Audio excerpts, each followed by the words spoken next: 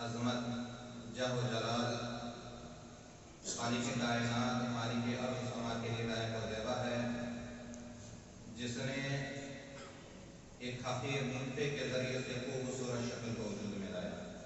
سبحان اللہ بحمدہ، سبحان اللہ العظیم۔ اس کے بعد درود و سلام ہو میرے اور آپ کے نبی جناب محمد رسول اللہ صلی اللہ علیہ وسلم پر، جو ہمارے لیے داعی و نذیر، سراج و منیر اور سراپا ہدایت بنا کر بھیجے گئے۔ محترم حضرات، خطبہ جمعہ کا موضوع ہے موت کے آہنی پنجے، یا دوسرے الفاظ میں یوں کہہ دیجیے کہ موت کی شدتیں، موت کی سختیاں۔ اکثر ہم یہ سمجھتے ہیں کہ موت بڑی آسانی سے آ جائے گی، موت کا ایک لمحہ ہے، آسانی سے گزر جائے گا، چند لمحوں کے اندر گزر جائے گا۔ لیکن موت جب آتی ہے تو انسان اپنے آپ کو کیسے محسوس کرتا ہے، تکلیفیں کیسی ہوتی ہے، کس طریقے کی تکلیف ہوتی ہے، ان تکلیفوں کا جان لینا بھی ضروری ہے تاکہ انسان کو تیاری کرنے کے لیے آسانی ہو جائے۔ کیونکہ موجودہ معاشرہ، دنیا کی رنگینی، دنیا کی تمنائیں، دنیا کی خواہشیں، لمبی عمر کی تمنائیں، یہ ساری چیزیں ہمارے سامنے ہیں، جس کی وجہ سے ہم آخرت کی طرف یا موت کی طرف اپنا ذہن دوڑانا بند کر دیے۔ اصل انسان کا مقصد کیا ہے؟ اللہ رب العالمین کو راضی کرنا، اللہ کی خوشنودی حاصل کرنا، وہ عمل کرنا جن کی وجہ سے اللہ رب العالمین راضی ہو جاتا ہے، اپنے دلوں کے اندر خوف اختیار کرنا اللہ کا، تقوی والی زندگی اپنانا، یہ ساری چیزیں ہیں۔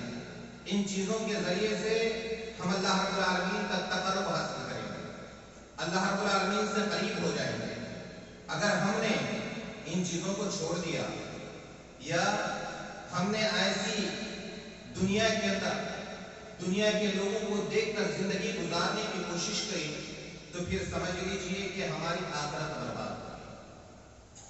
دنیا تو برباد ہے ہی ہے، لیکن آخرت کے ساتھ میں برباد ہو جائے گی۔ اب آئیے تھوڑا سا ہم یہ جان لیتے ہیں کہ موت کے وقت میں انسان کو کیسی تکلیف ہوتی ہے، وہ کیا محسوس کرتا ہے۔ اس بارے میں سب سے پہلے ہم جناب محمد رسول اللہ صلی اللہ علیہ وسلم کی زندگی کے منظر دوڑاتے ہیں، نبی کریم صلی اللہ علیہ وسلم کے زندگی کے آخری ایام کو دیکھتے ہیں تو نبی کریم صلی اللہ علیہ وسلم ان آخری ایام کے اندر جب بیمار ہوئے، بخاری کی روایت ہے، حضرت بلال رضی اللہ عنہ اذان کہتے ہیں، نبی کے حجرے کے پاس جا کر آواز دیتے ہیں کہ اللہ کے نبی اذان ہو چکی ہے، لوگ نماز کے لیے آپ کا انتظار کر رہے ہیں، آئیے ہماری امامت کروائیے۔ اللہ کے نبی جناب محمد رسول اللہ صلی اللہ علیہ وسلم کی طرف سے کوئی جواب نہیں۔ مائی عائشہ رضی اللہ تعالیٰ اللہ کے نبی کو آواز دے کر کہتی ہے کہ دیکھو لوگ آپ کا انتظار کر رہے ہیں، جائیے جا کر لوگوں کی امامت کروائیے۔ نبی کریم صلی اللہ علیہ وسلم کو نہیں جواب نہیں۔ حضرت بلال آتے ہیں، پھر اللہ کے نبی کے حجرے کے پاس آ کر کہتے ہیں، اے اللہ کے نبی اذان ہو چکی ہے، لوگ نماز کے لیے آپ کا انتظار کر رہے ہیں، آئیے آپ ہماری امامت کروائیے۔ مرض اتنا بڑھ گیا کہ اللہ کے نبی جناب محمد رسول اللہ صلی اللہ علیہ وسلم آ کر اپنے صحابہ کو امامت نہیں کروا سکتے۔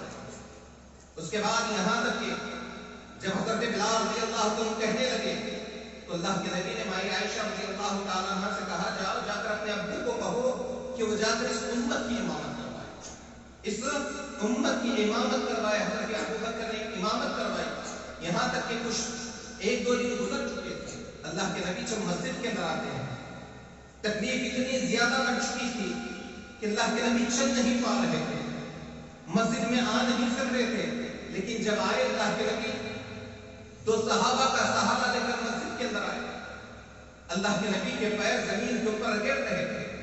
اسی انداز میں اللہ کے نبی آ کر آج ہم کیا کرتے ہیں؟ موت کا وقت قریب آنے لگتا ہے، بیمار ہو جاتے ہیں، بیماری جواب دے دیتی ہے، لیکن ہماری خواہشیں کیا ہوتی ہے؟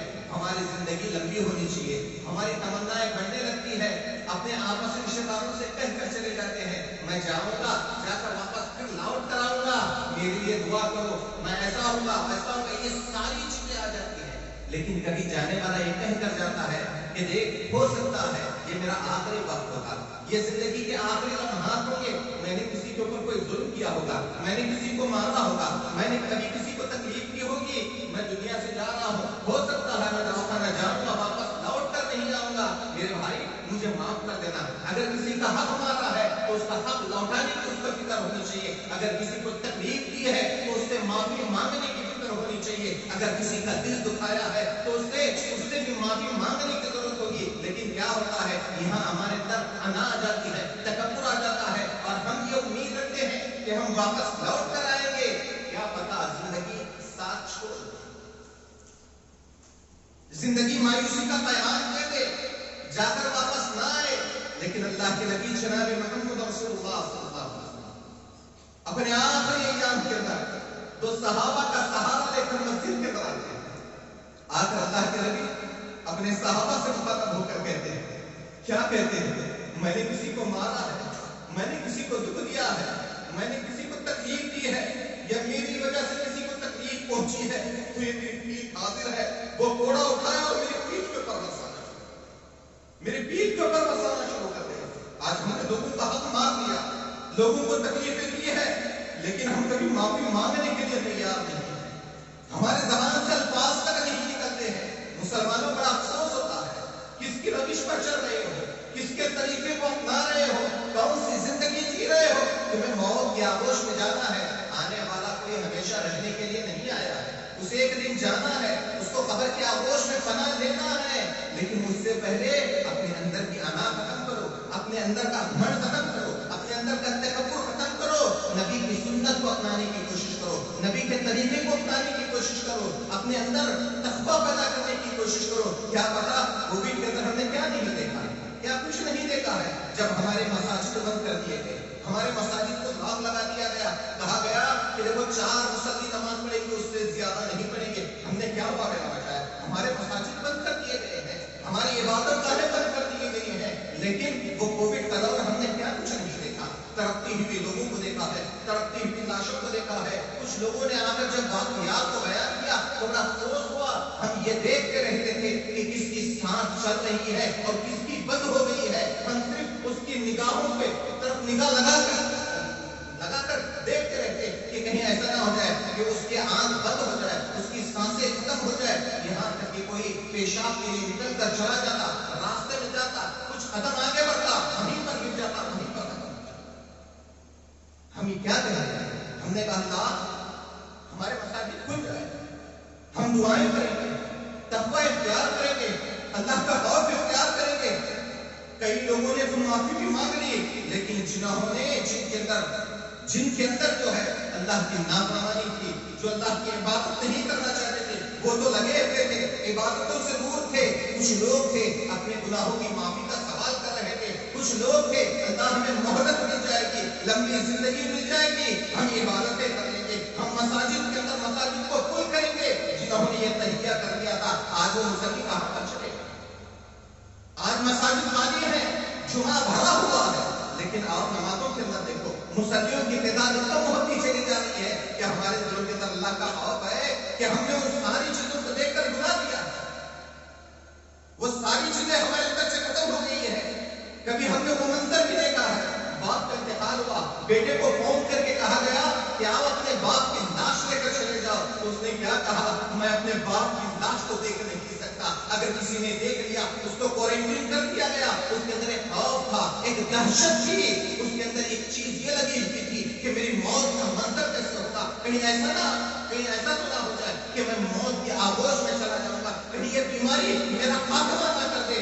آج وہ سارے منظر اس وقت ہم دیکھ رہے تھے، لیکن آج ہم ہیں کہ اپنے آپ کو سدھارنے کا نام نہیں لے رہے ہیں، اپنے آپ کو بدلنے کا نام نہیں لے رہے ہیں، اپنے اندر تقویٰ پیدا کرنے کا نام نہیں لے رہے ہیں. یہ کیسے مسلمان ہیں؟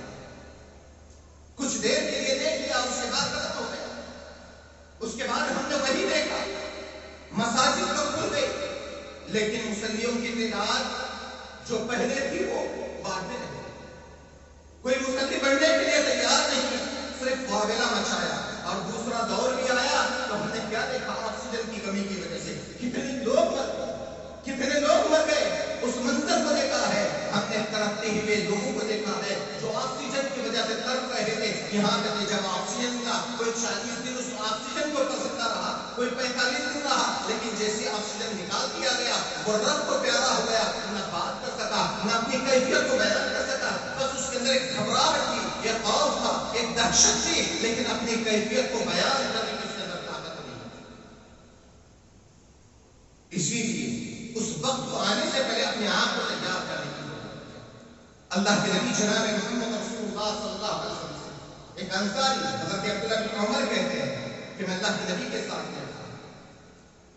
ایک انصاری اللہ کے نبی کے پاس آیا تھا. آ کر اس نے اللہ کے نبی جناب محمد رسول اللہ صلی اللہ علیہ وسلم سے سوال کیا، اے اللہ کے نبی سب سے افضل مومن کون؟ اس نے سوال کیا اے اللہ کے نبی سب سے افضل مومن کون ہے؟ اللہ کے نبی نے فرمایا احسنهم اخلاقا، جس کے اخلاق سب سے اچھے ہوں گے وہ سب سے افضل مومن ہے. اور اس کے بعد اس نے پھر سوال کیا، اے اللہ کے نبی سب سے عقل مند مومن کون ہے؟ سب سے عقل مند مومن کون ہے؟ تو اللہ کے نبی جناب محمد رسول اللہ صلی اللہ علیہ وسلم نے عقل مند مومن کی طرف اشارہ کرتے ہوئے کہا سب سے عقل مند مومن وہ ہے جو موت کو کثرت کے ساتھ یاد کرے گا. موت کو کثرت کے ساتھ میں یاد کرے گا اور موت کے بعد آنے والے مراحل کی تیاری کرے گا. یہ سب سے زیادہ عقل مند مومن ہے. کیونکہ مومن یہ نہیں سوچتا یہ دنیا کی زندگی ہے، مست رہوں گا، اچھے سے رہوں گا، اچھا کھا پی کر رہوں گا. مومن کا منشا یہ نہیں ہوتا ہے. مومن کا منشا یہ ہوتا ہے کہ اس کے آنے والے حالات بہتر ہو جائے. جب وہ آخرت کی سفر پر نکل پڑے تو اس کی آخرت بہتر سے بہتر ہوتی چلی جائے. تو میرے بھائی میں بات یہ بتا رہا تھا، اللہ کے نبی جناب محمد رسول اللہ صلی اللہ علیہ وسلم اپنے صحابہ کے درمیان میں کہا کہ دیکھو میں نے کسی کو تکلیف دی ہے، میں نے کسی کو دکھ دیا ہے، میں نے کسی کو مارا ہے، یہ میری پیٹھ حاضر ہے. کوڑا اٹھایا اور میری پیٹھ کے اوپر برسانا شروع کر دیا. اس کے بعد امام مولانا صفی الرحمن مبارک پوری نے اپنی کتاب الرحیق المختوم کے اندر نبی کریم صلی اللہ علیہ وسلم کے آخری حالات کو جب اللہ کے نبی اس دنیا سے رخصت ہو رہے تھے ان حالات کو لکھتے ہوئے کہتے ہیں کہ اللہ کے نبی کی زبان پہ نقطہ تھا، بات نہیں کر سک رہے تھے، بس اشاروں میں جواب دے رہے تھے. ایک مرتبہ حضرت عبدالرحمن بن ابی بکر نبی کے حجرے میں داخل ہوئے، ان کے ہاتھ میں مسواک تھی، وہ مسواک کرتے ہوئے داخل ہوئے. جب حجرے میں داخل ہوئے نبی کی نگاہیں جو ہے حضرت عبدالرحمن بن ابی بکر پر پڑی ہوئی ہے. مائی عائشہ رضی اللہ عنہا نبی کی طرف دیکھتی ہیں کہ نبی کسی چیز کو چاہ رہے ہیں، کسی چیز کو مانگ رہے ہیں لیکن کہہ نہیں سک رہے ہیں. حضرت عائشہ رضی اللہ عنہا اللہ کے نبی سے کہتی ہے اللہ کے نبی اس وقت آپ کسی چیز کی حاجت کو محسوس کر رہے ہیں. اللہ کے نبی نے اشاروں ہی میں جواب دیا اس وقت مجھے جو حضرت عبدالرحمن بن ابی بکر کے ہاتھ میں ہے وہ چیز مجھے چاہیے. اللہ کے نبی کے پاس مسواک لائی گئی. اللہ کے نبی اپنے دانتوں میں چبانے کی کوشش کر رہے ہیں. مرد اتنا بڑھ چکا تھا، اتنی شدت اختیار کر چکا تھا کہ اللہ کے نبی اس مسواک کو چبا نہیں پا رہے تھے. یہاں تک کہ بخاری کی روایت ہے اللہ کے نبی جناب محمد رسول اللہ صلی اللہ علیہ وسلم کے پاس لا کر پانی کا ٹب رکھ دیا گیا. اللہ کے نبی آگے بڑھتے ہیں، اس پانی کے اندر اپنے ہاتھوں کو ڈالتے جاتے ہیں، اپنے چہرے پر ملتے جاتے ہیں اور زبان سے الفاظ ادا ہو رہے تھے لا الہ الا اللہ ان للموت لسکرات، سبحان اللہ ان للموت لسکرات. اللہ یہ موت کے لیے بڑی سختیاں ہیں، بڑی تکلیف. اللہ کے نبی نے اپنی زبان سے ان تکلیفوں کا اظہار کیا. آج ہم ہیں کہ ان تکلیفوں کو ہم نہ بیان کر سکتے ہیں، نہ جان سکتے ہیں، نہ اپنے اہل عیال سے کہہ سکتے ہیں کہ مجھے کیا محسوس ہو رہا ہے، میں کون سی تکلیف کو محسوس کر رہا ہوں. نہیں بیان کر سکتے. اگر بیان کر کے تو صحابہ کی جماعت اس چیز کو برابر بیان کرتی. حضرت عمر بن عاص رضی اللہ عنہ کہتے ہیں مجھے بڑا افسوس ہوتا ہے ان لوگوں کے پاس کیونکہ حضرت عمر بن عاص یہ فاتح مصر ہیں، مصر کو فتح کرنے والے ہیں. ان کے بعد یہ کہتے ہیں کہ جب بھی میں کسی ایسے آدمی کی طرف نکل جاتا جو موت کے وقت یعنی موت کے آغوش میں جانے والا ہے، میں اس کے پاس چلے جاتا اور اس سے پوچھتا کہ تو جو ہے اس وقت اپنی کیفیت کو بیان کرو، اپنے حالات کو بیان کرو، تم کیسے محسوس کر رہے ہو ان چیزوں کو بیان کرو۔ حضرت عمر بن عاص رضی اللہ عنہ کہتے ہیں مجھے بڑا افسوس ہوتا ہے کہ میں جس سے بھی پوچھتا ہوں وہ اپنے حالات کو بیان نہیں کر پاتا، وہ اپنی کیفیت کو بیان نہیں کر پاتا، حالانکہ جن کے حالات درست ہوتے ہیں وہ تک اپنی کیفیت کو بیان نہیں کر پاتے ہیں۔ مجھے بڑا افسوس ہوتا ہے ان لوگوں کے پاس، لیکن جب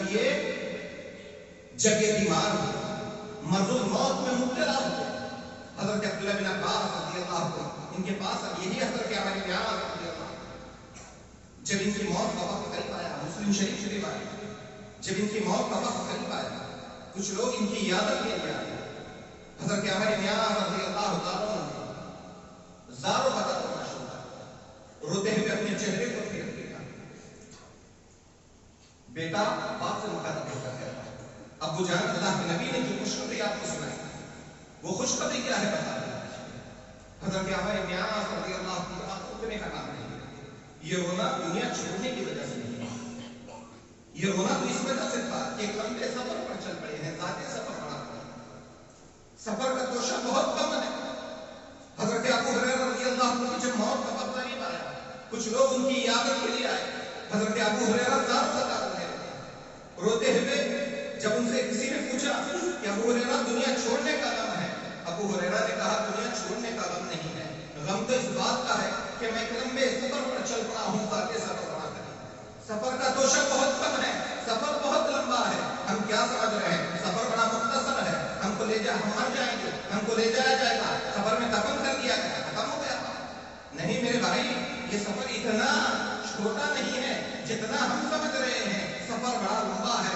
انسان جب مر جائے گا اس کی روح کو اس کے جسم سے نکالا جائے گا تو کس انداز میں نکالا جائے گا؟ بڑی تکلیف کے ساتھ میں۔ اگر وہ مومن ہوگا، مسلمان ہوگا، اس کی زندگی اللہ کی فرما برداری میں گزری ہوگی، ایسا آدمی ہوگا توحید پرست ہوگا، توحید پر اس کا خاتمہ ہوا ہوگا، ایسا آدمی ہوگا وہ اللہ کو اکیلے اللہ کو ماننے والا ہوگا، ایسا آدمی ہوگا تو اس کی روح کو جب اس کے جسم سے نکالا جائے گا تو ایسے نکالا جائے گا کہ جیسے مشرقے سے پانی نکل رہا ہے، اس کی روح کو اس طریقے سے نکالا جائے گا۔ وہیں پر اگر کوئی کافر ہوگا، فاجر ہوگا، فاسق ہوگا، منافق ہوگا، اللہ کا نافرمان ہوگا، جب اس کی روح کو اس کے جسم سے نکالا جائے گا، اس کے جسم سے نکالا جائے گا، اللہ کے نبی نے مثال دیتے ہوئے کہا ایسے اس کے جسم سے نکالا جائے گا جیسے گیلی اون کو سلاخ سے نکالا جاتا ہے، لوہے کی شیل سے نکالا جاتا ہے، ویسے کھینچ کر نکالے گا۔ مثال کے طور پر ایک آردار درخت ہے، کانٹے دار درخت ہے، اس درخت کے اوپر آپ اپنے کپڑے کو پھینکیے اور کھینچنا شروع کر دیجیے، وہ کپڑا کس انداز میں آئے گا؟ پھٹ پھٹ پھٹ کر آپ کے ہاتھ میں آئے گا۔ انسان کے جسم سے جب اس کی روح کو نکالا جائے گا تو اسی انداز میں نکالا جائے گا، اس کی روح کو بڑی تکلیف کے ساتھ میں نکالا جائے گا۔ یہ پہلا مرحلہ ہوگا، اسی لیے تو صحابہ کرام کہتے ہیں کہ ایک لمبے سفر پر چلا ہوں، لیکن ذاتی سفر بڑا قریب ہے، سفر ختم نہیں ہوا، سفر تو شروع ہوا ہے، سفر کا آغاز ہوا ہے، ابھی اسے قبر کی آغوش میں جانا ہے، اس سے سوال ہوگا، اگر سوال کے جواب صحیح دے دیا تو کوئی مسئلہ نہیں ہے، اگر سوالات کے جوابات غلط دے دیا، جس نے کہا ہائے ہائے لا ادری میں نہیں جانتا، جب اس کی زبان سے یہ الفاظ نکل گئے تو سمجھ لیجئے کہ پھر قبر کا عذاب شروع ہو جائے گا۔ سفر اتنا آسان نہیں ہے، یہاں تک کہ جب اس سے سوال و جواب ہوں گے اس کے اوپر ایک ایسے فرشتے کو مسلط کر دیا جائے گا جو آنکھ سے اندھا ہوگا، کان سے بہرا ہوگا، کان سے بہرا ہوگا، نہ دیکھ سکے گا نہ سن سکے گا، اس کے ہاتھ میں لوہے کا ایک گز ہوگا، حکم دیا جائے گا اس کے ذریعے سے اس کو مارنا چاہیے۔ اسی لیے تو مائی عائشہ رضی اللہ تعالیٰ اللہ کے نبی سے عرض کرتے ہوئے اے اللہ کے نبی میں کمزور، ایک اجنبی مخلوق سے میرا آمنا سامنا ہوگا، میں تو اس کو دیکھ کر ہی بت بن جاؤں گا، میری زبان سے کوئی الفاظ ہی نہیں نکلے جس کو زندگی میں پہلی مرتبہ دیکھا، اس سے پہلے کبھی نہیں دیکھا، میں تمہارے دیکھ کر ہی بت بن جاؤں گی۔ اللہ کے نبی جناب محمد رسول اللہ صلی اللہ علیہ وسلم نے فرمایا عائشہ اللہ تعالیٰ اہل توحید کو کلمہ توحید کی وجہ سے عذاب قبر سے محفوظ، کلمہ توحید کی وجہ سے عذاب قبر سے محفوظ رہے گا۔ یاد رکھ لینا اللہ کو ایک ماننا، کلمہ توحید کس کو کہتے ہیں؟ اللہ کو ایک ماننا اور ساتھ میں جناب محمد رسول اللہ صلی اللہ علیہ وسلم کی رسالت کی گواہی دینا، یہ ضروری ہے عقیدے کے لیے۔ عقیدے کے اندر یہ اگر درست ہے تو ساری چیزیں درست ہے. اگر عقیدے کے اندر کھوٹ ہے, عقیدے کے اندر ملاوٹ ہے, عقیدے کے اندر فاسد چیزوں کو داخل کر دیا گیا ہے, عقیدے کے اندر دوسروں کی چیزوں کو داخل کر دیا گیا ہے, تو سمجھ لینا نمازیں بھی پڑھ لو گے, عبادتیں بھی کر لو گے, لیکن ان عبادتوں کا کوئی فائدہ نہیں ہوگا.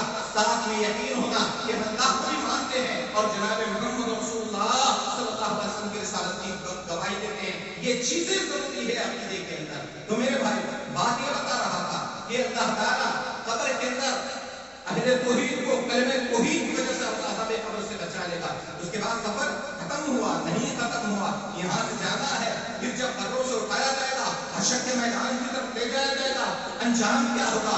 جب قبروں سے اٹھیں گے, کوئی اندھا, کوئی بہرا, کوئی لنگڑا, کوئی گونگا, کوئی چوٹیوں کی شکل میں اٹھے گا. اس انداز میں جو ہے جب ان کو میدان حشر کی طرف لے جایا جائے گا, کوئی ٹھوکریں کھاتے ہوئے جائے گا, کوئی گرتے ہوئے جائے گا, کسی کو جو ہے لوگ ٹھوکریں مار کر چلے جائیں گے, پیروں میں گھومتے ہوئے چلے جائیں گے. لیکن وہیں پر اہل توحید کا جو معاملہ ہوگا, اہل توحید کا جو معاملہ ہوگا, اہل ایمان کا جو معاملہ ہوگا, وہ عجیب ہوگا. کیونکہ اللہ کے نبی نے فرمایا کہ اہل توحید جو ہے سواریوں پر سوار ہو کر حشر کے میدان کی طرف, کسی سواری پر ایک, کسی سواری پر دو, کسی سواری پر تین, کسی سواری پر 10 تک بھی جو ہے سوار ہو کر جس کا جیسا عمل ہوگا اللہ تعالیٰ جو ہے ویسے اس کو حشر کے میدان کی طرف پہنچا دے گا. اور کچھ کافر ہوں گے جن کے پیچھے آگ لگی ہوئی ہوگی, وہ تھک ہار کر کہیں پر بیٹھ جائیں گے, وہ آگ اٹھے گی اور یہاں تک کہ انہیں حشر کے میدان میں پہنچا دے گا. آخرت کا سفر ختم ہوگا, سفر ختم نہیں ہوا ہے. آج ہم غفلت میں ہیں, ہمیں معلوم نہیں ہے کہ سفر, ارے یہاں سے قبر میں دفنایا جائے گا, آگے کی زندگی کس نے دیکھا؟ ہمارے نبی کے مطابق یہ ساری چیزیں اللہ کے نبی نے فرمایا ہے ایسا ہوگا. حشر کے میدان میں لا کر کھڑا کیا جائے گا, حشر کے میدان میں سوال و جواب ہوں گے. جب حشر کے میدان میں پہنچ جاؤ گے, سفر ختم نہیں میرے بھائی. سورج انسانوں سے بالکل 1 میل کے فاصلے پر لا کر کھڑا کر دیا. کتنے؟ 1 میل کے فاصلے پر لا کر کھڑا کر دیا جائے گا. انجام کیا ہوگا؟ آج یہ ہم سے کئی میل دوری پر ہے. جب جون کا مہینہ, مئی کا مہینہ, تو ہماری حالتیں کیا ہو جاتی ہیں؟ گرمی کی وجہ سے زمین کے اوپر ایک لمحے کے لیے بغیر چپل کے ٹھہرنا مشکل ہو جاتا ہے. بغیر چپل کے ایک لمحے کے لیے ہم ٹھہر نہیں سکتے. اگر کہیں چل کر نکل بھی گئے تو پیروں کے اندر پھپھولے آ جاتے ہیں, پیر سوجنا شروع ہو جاتے ہیں, پیروں کے اندر پھوڑے ہو جاتے ہیں, ہم اس چیز کو برداشت نہیں کر سکتے. سوچو جب انسانوں سے سورج 1 میل کے فاصلے پر لا کر کھڑا کر دیا جائے گا اور ایک دن 50,000 سال کے برابر ہوگا. کتنے؟ 50,000 سال کے برابر کا ایک دن ہوگا. انجام کیا ہوگا؟ لوگ پسینے کے اندر شرابور ہوں گے, کسی کو پسینہ گھٹنے تک, کسی کو پنڈی تک, کسی کو گھٹنے تک, کسی کو ران تک, کسی کو کمر تک, کسی کو سینے تک, کسی کو گردن تک, کسی کو پسینے کی لگام آئی ہوئی ہوگی. جس کو پسینے کی لگام آئی ہوئی ہوگی, حدیث کے الفاظ ہیں, وہ اللہ رب العالمین سے التجا کرتے ہوئے کہے گا اللہ ہمیں کہا جہنم میں اٹھا کر دے دے, لیکن ہمیں اس عذاب سے چھٹکارا چاہیے. اپنی زبان سے التجا کرتے ہوئے کہے گا.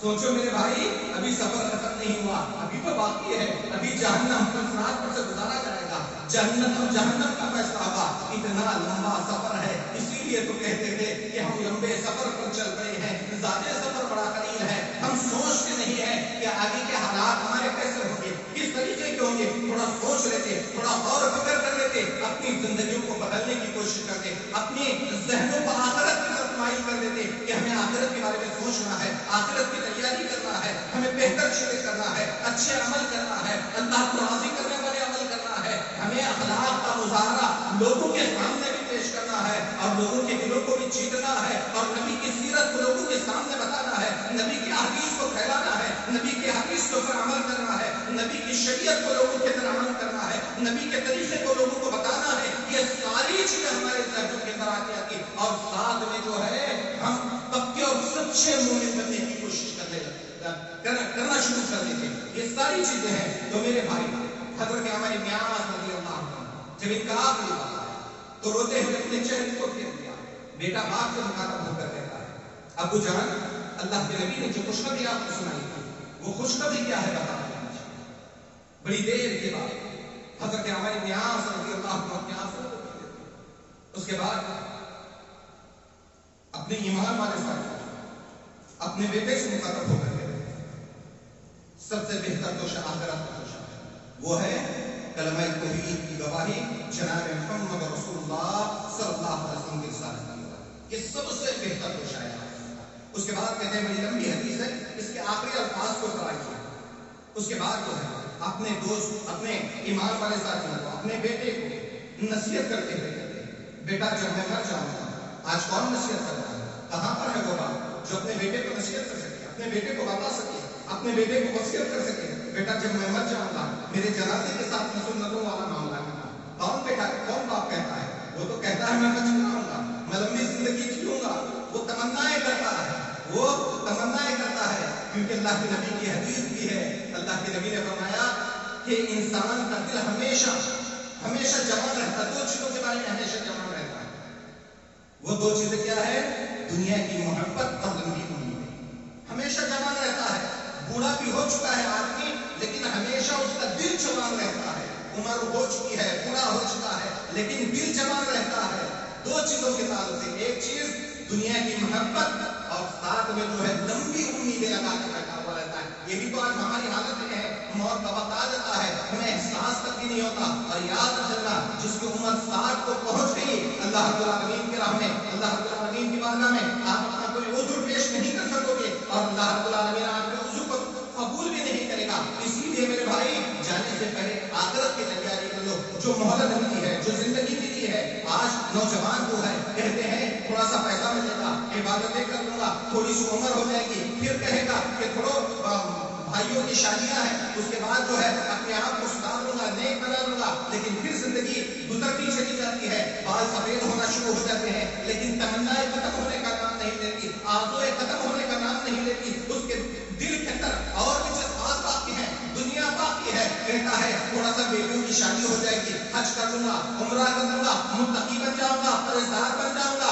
یہاں تک کہ زندگی مایوسی کا پیغام لے کر چلی جاتی ہے، تب تک بھی اس کو احساس نہیں ہوتا ہے۔ میرے بھائی آپ وقت کا انتظار نہ کیجیے، زندگی ملی ہے، کیا پتا کل آئے یا نہ آئے، اپنی نماز کو، ہر نماز کو آخری نماز سمجھ کر، آخری نماز سمجھ کر کہ اس کے بعد دوسری نماز مجھے ملے گی یا نہیں ملے گی، یہ سمجھ کر نماز کو آپ کو ادا کرنا ہے کہ میری موت کا کیا دور تھا، کبھی بھی موت آ سکتی ہے، میں کبھی بھی موت کے آغوش میں جا سکتا ہوں، کوئی بھی بیماری آ سکتی ہے، ہارٹ اٹیک آ سکتا ہے، کچھ بھی آ سکتا ہے، ہمیں مہلت بھی نہیں۔ اسی لیے میرے بھائی اپنے آپ کو ہمیشہ تیار رکھنا ہے، یہ نہیں کہ میں بعد میں کروں گا، بعد میں کروں گا، چھوڑ دو بعد میں۔ اب جو زندگی ملی ہے اس کے اوپر عمل کرنے کی کوشش کرو، اب جو زندگی ملی ہے اس کے اندر تقویٰ و پرہیزگاری اختیار کرنے کی کوشش کرو، اب جو زندگی ملی ہے اس زندگی کے اندر اللہ کا خوف اپنے دل کی طرف پیدا کرنے کی کوشش کرو۔ تو میرے بھائی بات یہ بتا رہا تھا حضرت عمر بن عاص رضی اللہ عنہ اپنے ایمان والے ساتھیوں کو اپنے بیٹے سے مخاطب ہو کر کہا دیکھو جب میں مر جاؤں گا، جب میں مر جاؤں گا میرے جنازے کے ساتھ میں نوحہ اور ماتم کرنے والی عورتیں نہیں ہوں۔ پہلی نصیحت حضرت عمر بن عاص رضی اللہ عنہ کیا تھا؟ جب میں مر جاؤں گا میرے جنازے کے ساتھ میں نوحہ اور ماتم کرنے والی عورتیں نہیں ہوں گی، کیونکہ اللہ کے نبی نے منع فرمایا ہے، اللہ کے نبی نے روکا ہے، چیخنے سے، چلانے سے، گریبان کو چاک کرنے سے اللہ کے نبی نے منع کیا ہے۔ اسی لیے صحابہ کرام جو ہے ان چیزوں کے اوپر عمل کرتے تھے۔ حضرت عمر بن عاص رضی اللہ عنہ اپنے بیٹے کو اپنے ایمان والے ساتھیوں کے ساتھ سامنے یہ بات رکھی کہ دیکھو جب میں مر جاؤں گا میرے جنازے کے ساتھ میں نوحہ ماتم کرنے والی عورتیں نہیں ہوگی، کیونکہ اللہ کے نبی نے فرمایا لیس منا من لطم الخدود وشق الجیوب ودعا بلاب الجاہلیہ، اللہ کے نبی فرماتے ہیں وہ ہم میں سے نہیں ہے جو اپنے گریبان کو چاک کرے، اپنے بالوں کو نوچے، اپنے ماتھے کو پیٹے اور زمانے جاہلیت کی پکار پکارے۔ اللہ کے نبی نے فرمایا وہ ہم میں سے نہیں ہے۔ اسی لیے صحابہ کرام باقاعدہ اپنے گھر والوں کو نصیحت کرتے تھے، اپنے گھر والوں کو بتا دیتے کہ دیکھو یہ عمل نہیں کرنا ہے، اللہ کے نبی نے اس سے منع فرمایا ہے۔ ہاں بھائی غم کا موقع ہے، دکھ کا موقع ہے، آنسو نکلتے ہیں، اس سے کوئی منع نہیں کرتا، لیکن چیخنا، چلانا، واویلا مچانا ان چیزوں سے منع کیا گیا ہے، کیونکہ اللہ کے نبی کی آنکھوں سے بھی آنسو نکلتے۔ جب حضرت زینب رضی اللہ عنہ نبی کریم صلی اللہ علیہ وسلم کے پاس حضرت اسامہ بن زید کو ایک پیغام دے کر بھیجا، جاؤ جا کر میرے والد محترم سے کہو کہ میرا بچہ جو ہے تڑپ رہا ہے، اور آ کر دیکھ تو لے۔ اللہ کے نبی کے پاس حضرت اسامہ بن زید آتے ہیں، آ کر عرض کرتے ہیں اللہ کے نبی آپ کی صاحبزادی آپ کو بلا رہی ہے، تشریف لائیے۔ اللہ کے نبی چنانچہ محمد رسول اللہ صلی اللہ علیہ وسلم پیغام دیتے ہیں، جاؤ جا کر میری بیٹی سے کہنا جو دے وہ بھی اللہ کا، جو لے وہ بھی اللہ کا، اس کے اوپر صبر کرتے رہنا۔ یہ پیغام دے کر بھیجتے ہیں حضرت اسامہ بن زید رضی اللہ عنہ جا کر وہی پیغام سنا دیتے ہیں۔ اس کے بعد اللہ کے نبی کے پاس پھر پیغام دے کر بھیجا جاتا ہے، جاؤ جا کر انہیں بلا کر ہی لے کر آؤ۔ اس کے بعد حضرت اسامہ بن زید اللہ کے نبی کے پاس آتے ہیں اور اللہ کے نبی اپنی صاحبزادی کے پاس آتے ہیں۔ اللہ کے نبی کے پاس اس بچے کو لایا جاتا ہے، وہ بچہ موت کی شدتوں سے دوچار ہوا ہے، موت کی سختیوں کی وجہ سے وہ تڑپ رہا ہے۔ اللہ کے نبی کو اپنے ہاتھ میں لیتے ہیں، اللہ کے نبی کو اس کی طرف دیکھی نہیں جاتی، اللہ کے نبی کو اس کی طرف دیکھی نہیں جاتی، اللہ کے نبی کی آنکھوں سے زار و خطرات ہو جاتے ہیں۔ صحابہ کرام اس منظر کو دیکھتے ہیں اور دیکھ کر کہتے ہیں کہ اللہ کے نبی یہ آپ کی آنکھوں سے آنسو۔ اللہ کے نبی فرماتے ہیں اللہ تعالیٰ نے ہر انسان کے اندر محبت کا ایک حصہ رکھ دیا ہے، رحم کا ایک حصہ رکھ دیا ہے، یہ اس وجہ سے آنسو نکلے ہیں۔ اللہ کے نبی اس وقت بھی آپ کا ہے جب حضرت سعد بن معاذ کا انتقال ہوا، اللہ کے نبی مائی عائشہ رضی اللہ عنہ کہتے ہیں، مسند احمد بن حنبل کی روایت ہے، جب اللہ کے نبی کو خبر دی گئی کہ حضرت سعد بن معاذ کا انتقال ہوا ہے، اللہ کے نبی اپنے حجرے کے اندر بیٹھے ہوئے ہیں۔ مائی عائشہ کہتی ہے میں نے اللہ کے نبی کی سسکیوں کی آواز کو حجرے کے باہر تک محسوس کیا، اللہ کے نبی حضرت سعد بن معاذ کے انتقال کے اوپر آنسو بہا رہے ہیں، یہاں تک کہ اللہ کے نبی حضرت سعد بن معاذ کے پاس آئے اور آ کر جو حضرت سعد بن معاذ کے سر کو اٹھایا، اپنے زانوئے مبارک پر رکھا اور اللہ رب العالمین سے دعا کرتے ہوئے کہا اللہ سعد نے تیری راہ میں بہت تکلیفیں اٹھائی، اللہ سعد نے اسلام کو جیسے قبول کرنا تھا ویسے قبول کیا ہے، اللہ سعد نے اسلام کے حقوق کو ادا کیا ہے، تیرے نبی کے حق کو ادا کیا ہے، اللہ سعد کی ساری خواہشوں کو قبول کرتا۔ اللہ کے نبی دعا کرتے ہیں اس بندے کے انتقال کی پر اللہ کے نبی نے آپ کو بہایا، لیکن جو آج ہمارے یہاں معاشرے کے اندر ہے چیخنا چلانا، ہاں لوگوں کو جمانا واویلا بچانا، یہ ساری چیزوں سے اسلام منع کرتا ہے۔ ہاں ہم سے آنسو نکلتے ہیں تو اسلام نے اس کو منع نہیں کیا ہے۔ اس کے بعد حضرت عمر بن عاص رضی اللہ عنہ نے دوسری نصیحت کرتے ہوئے کہا کہ میرے جنازے کے ساتھ میں اونچی آواز سے نہیں چلا جائے گا، میرے جنازے کے ساتھ میں اونچی آواز سے نہیں چلا جائے گا۔ اس کے بعد کہتے ہیں جب مجھے قبر کے اندر دفن کر چکو، مجھے قبر کے اندر دفن کر چکو تو میرے قبر کے اوپر تھوڑی تھوڑی مٹی کر کے ڈالنا، اس کے بعد جب قبر کی سطح کو زمین کے برابر کر دو، قبر کی سطح کو زمین کے برابر کر دو، اب اس سے اولاد لائے تو کہاں سے لائے، ایمان والے ساتھی لائے تو کہاں سے لائے، آج اولاد ہے ادھر باپ کا انتقال ہو جاتا ہے، ماں کا انتقال ہو جاتا ہے، اس باپ کا انتقال ہو جاتا ہے، جب یہ چھوٹا سا تھا بیمار ہو جاتا تھا، بیماری کی وجہ سے تڑپ رہا ہوتا تھا، باپ جب اس کے بدن کو ہاتھ لگا دیتا باپ بے چین ہو جاتا، رب کی بارگاہ میں جاتا التجا کرتے ہوئے رب سے فریاد کرتا اللہ میرے بیٹے کی ساری تکلیفوں کو دور کر دے۔ وہ ماں جس نے بچپن کے اندر اس کو پالا اس کو بڑا کیا تھا، جب یہ بستر گیلا ہونے کی وجہ سے پیشاب کر کے رونا شروع کر دیتا، وہ ماں رات کی طریقے میں کروٹ بدلتے ہوئے اونچی بھی جگہ پر سو جاتی اور اپنے بیٹے کو جو ہے سوکھی جگہ پر سلا دیتی کہ میرے بیٹے کو کوئی تکلیف نہ پہنچے۔ لیکن جب اس ماں کا انتقال ہو جاتا ہے، اس باپ کا انتقال ہو جاتا ہے، یہ اولاد کہاں پر چلی جاتی ہے، کہاں ہے بیٹا، بیٹے کو دیکھو وہ سگریٹ پیتا ہوا کھڑا ہوا ہے، یہ حرام چیزوں کا انتقال کر رہا ہے، اس کے باپ کا انتقال ہوا ہے، اس کی ماں کا انتقال ہوا ہے، بیٹے کو دیکھو منہ کے اندر پان ہے، گٹکا ہے، نہ جانے کن کن چیزوں کا انتقال کر رہا ہے۔ کچھ ایسے بھی لوگ آتے ہیں جو شراب بھی کراتے ہیں، باپ کا انتقال ہو چکا ہے، ماں کا انتقال ہو چکا ہے، بیٹا ہے شراب بھی کرایا ہوا ہے، اس کو احساس بھی نہیں ہے کہ میرے باپ کا انتقال ہوا ہے، میری ماں کا انتقال ہوا ہے۔ اگر بیٹا ایمان والا ہوتا، بیٹا توحید پرست ہوتا، بیٹے کے دل کے اندر اللہ کا خوف ہوتا، اللہ کا ڈر ہوتا، یہ باپ نے اپنے بیٹے کی نصیحت صحیح سے کی ہوتی تو بیٹا جو ہے جب مؤذن اذان کہتا سیدھے مسجد کی طرف نکل جاتا اور 2 رکعت نماز پڑھنے کے لیے کھڑا ہو جاتا، رب کی بارگاہ میں اپنے سر کو رب کی بارگاہ میں جھکا دیتا، اپنے باپ کی یاد آ جاتی اور اپنے باپ کے لیے دعا کرتے ہوئے کہتا اللہ میرے باپ کے گناہوں کو معاف فرمانا، اس کی آنکھوں سے زار ہوتا۔ لیکن ایسی اولاد آئے تو کہاں سے آئے جو اپنے باپ کے لیے دعا کر سکے۔ آج بیٹا 2 منٹ کے لیے اپنے باپ کی قبر کے پاس کھڑے ہونے کے لیے تیار نہیں کہ میرے باپ کا انتقال ہو گیا اور لوگ تو چلے جائیں گے، لیکن میں اپنے باپ کے لیے دعا کروں، اپنے باپ کے لیے مغفرت کا سوال کر سکتا ہوں، اپنے باپ کی ثابت قدمی کا سوال کر سکتا ہوں۔ بیٹا تیار ہی نہیں ہے، اسی لیے میرے بھائی نیک عمل دنیا سے خود خریدنے چلے جاؤ۔ اولاد تو نافرمان نکلے گی، نہ دعا کرے گی نہ کچھ کرے گی۔ ہاں اولاد بھی ہے، بعض اولاد ہے جو اپنے باپ کے لیے، جو اپنے باپ سے محبت کرتی ہے، وہ دعائیں بھی کرے گی، ایک ایک گھنٹہ دعا کرے گی، آدھا گھنٹہ دعا کرے گی، اور جب دن گزرتے چلے جائیں گے اپنی نمازوں کے اندر اپنے باپ کے لیے دعا کرے گی۔ آج ہم نے کتنے لوگوں کو دیکھا ہے کہ جو اپنے باپ کو صرف وہ 10ویں کے اوپر، 20ویں کے اوپر، 40ویں کے اوپر یا پھر برسی کے اوپر دعا کرتے ہوئے دیکھا ہے، وہ بھی رسمی دعا ہے، لوگوں کو بلا کر کھانا کھلانے کے لیے دعا ہے، لوگوں سے درخواست کرنے والی دعا ہے۔ وہ وہاں تو بریانی بنا کر کھا کر بھول بھی جاتے ہیں، اس کے بعد یاد نہیں رہتا، پھر وہ قرآن خوانی یاد رہتی ہے۔ ارے نبی نے جو چیزیں کہی ہے اس کے اوپر عمل کرو، میتوں کو ثواب ملے گا، میتوں کو فائدہ پہنچے گا، اپنے ماں باپ کو فائدہ پہنچے گا۔ کیونکہ اولاد جو اپنے ماں باپ کے لیے دعا کرتی ہے، اولاد جب اپنے ایمان والے ساتھیوں کے لیے دعا کرتی ہے تو اللہ تعالیٰ اس کے مقام اور مرتبے کو بڑھاتا ہے۔ حضرت ابو ہریرہ کہتے ہیں اللہ کے نبی نے فرمایا، اللہ تعالیٰ فرماتا ہے جب اللہ تعالیٰ بندے کا ایک درجہ جنت کے اندر بلند کر دیتا ہے تو بندہ اللہ رب العالمین سے سوال کرتا ہے، اللہ میرے ایک درجہ یہ کس وجہ سے بلند ہوا ہے؟ اللہ رب العالمین کہتا ہے تیرے عزیز نے، تیرے بیٹے نے، تیرے رشتہ دار نے تیرے لیے مغفرت کا سوال کیا ہے، اس وجہ سے اللہ نے تیرے ایک مقام کو بلند کر دیا۔ یہ فائدہ ہے۔ اسی لیے حضرت عمر بن عاص رضی اللہ عنہ اپنے آخری وقت میں اپنے ایمان والے ساتھیوں سے، اپنے بیٹے سے مخاطب ہو کر کہا کہ دیکھو جب میں مر جاؤں گا مجھے قبر کے اندر دفن کر چکو، میری قبر کو زمین کے سطح کے برابر کر دو، اس کے بعد میری قبر کے پاس کھڑے ہو کر اتنی دیر تک دعا کرنا، اتنی دیر تک دعا کرنا جتنی دیر میں ایک آدمی اونٹ کو ذبح کر کے اس کے گوشت کو شمار کرے۔ واہ، اتنی دیر میں بہت دعا کرے۔